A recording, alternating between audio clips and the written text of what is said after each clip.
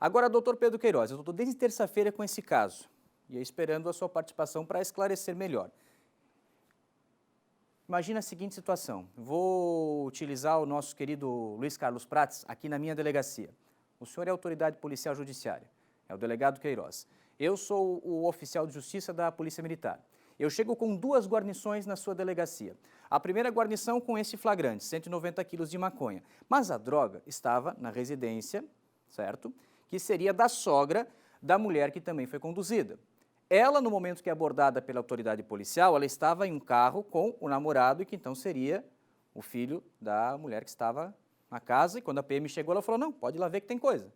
E ela entregou 190 quilos de maconha, mais a arma e as munições. Mas 2 veículos saem da casa quando a polícia está na chamada campana, monitorando conforme a denúncia. O primeiro veículo, uma motocicleta com um homem de 26 anos de idade, ele transportando 1 quilo de maconha na mochila. Ela no outro carro com outro homem, sem a droga no carro, mas a droga na casa.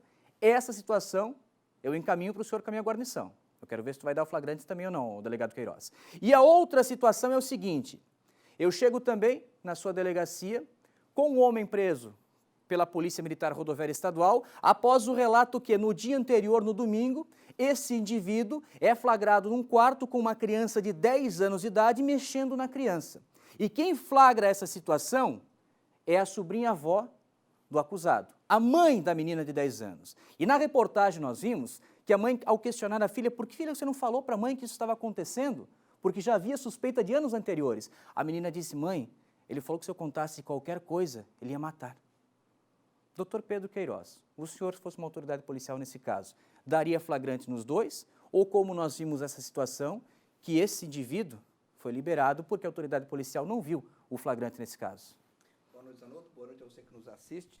Tratando um pouco do caso, da maneira como foi contado, sem ter acesso a ambos os autos de maneira mais abstrata, pelo que tu colocaste. Primeiro caso, o flagrante, tanto que em relação ao segundo caso, ele tem relação direta ao tempo em que se leva para perseguir após o conhecimento do crime. Então, no caso, já havia uma investigação fazendo campanha naquela residência. Eu, na minha opinião, extremo de dúvidas, evidentemente a proprietária do imóvel, o seu filho e evidentemente a cônjuge não podem desconhecer que guardam mais de 190 quilos de entorpecente, de maconha, até por conta do volume que é 190 quilos da droga.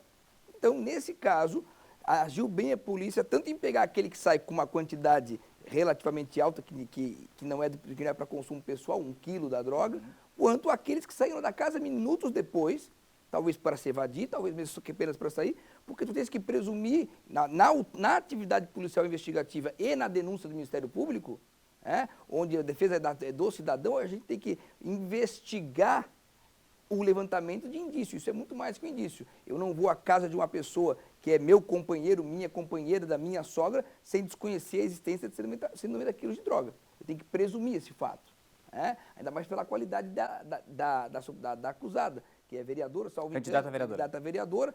Esse é o ponto. E o artigo 28 vai trazer essa definição. É o juiz que cabe verificar se é para uso ou se é tráfico. Com 100 e tantos quilos, esse caso, cabe tanto o flagrante quanto o enquadramento. E esse detalhe do momento da abordagem dela não estar com a droga no carro e sim na residência é independente, então? É irrelevante, porque você tem exatamente o caso de flagrante, que é um pouco distante daquele teu segundo caso. Porque aqui, eles estavam de campana, sai um, pega. Segundos depois, sai o outro, pega.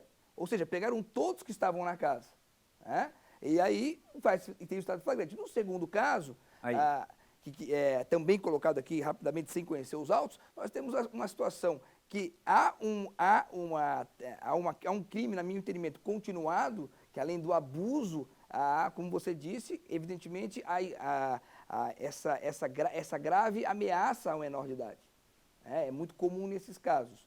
No meu entendimento, especificamente pelo tempo do abuso, a tempo da denúncia, poderia não haver o flagrante. Mas eu não tenho elementos para lhe dar a minha convicção nesse sentido, porque eu iria mais na questão de que ela está sob premente de violência e, independente do flagrante, E aí a outra questão, cabe a decretação de afastamento cautelar até pela Maria da Penha e também a prisão preventiva de um cidadão desse que está pondo em perigo a destruição de provas e até a ameaça à própria menor. Agora, doutor Pedro, acho que vale a gente abrir ainda mais esse assunto, porque infelizmente isso acontece, o senhor já comentou por diversas oportunidades. Eu nem falo homem, a palavra homem é muito forte para um indivíduo, para um sujeito que comete tal brutalidade com uma criança, com uma menina. E a dificuldade que as famílias que sofrem isso têm em conseguir a prova material, porque é o depoimento da criança e é o flagrante da mãe ao visualizar o indivíduo com ela sozinho no quarto.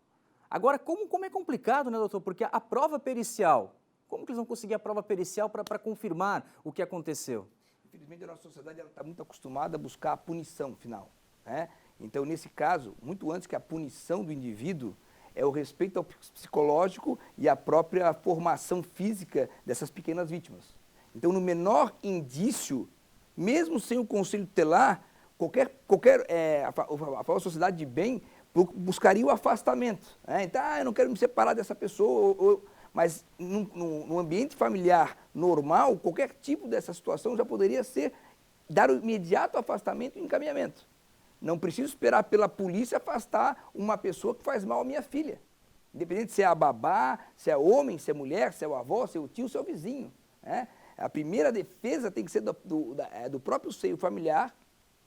Infelizmente, como você mesmo disse, a maioria dessas agressões acontecem no núcleo duro. Aquele que cabia proteger e zelar é, por mais das vezes, o abusador, aquele que abusa desse menor indefeso.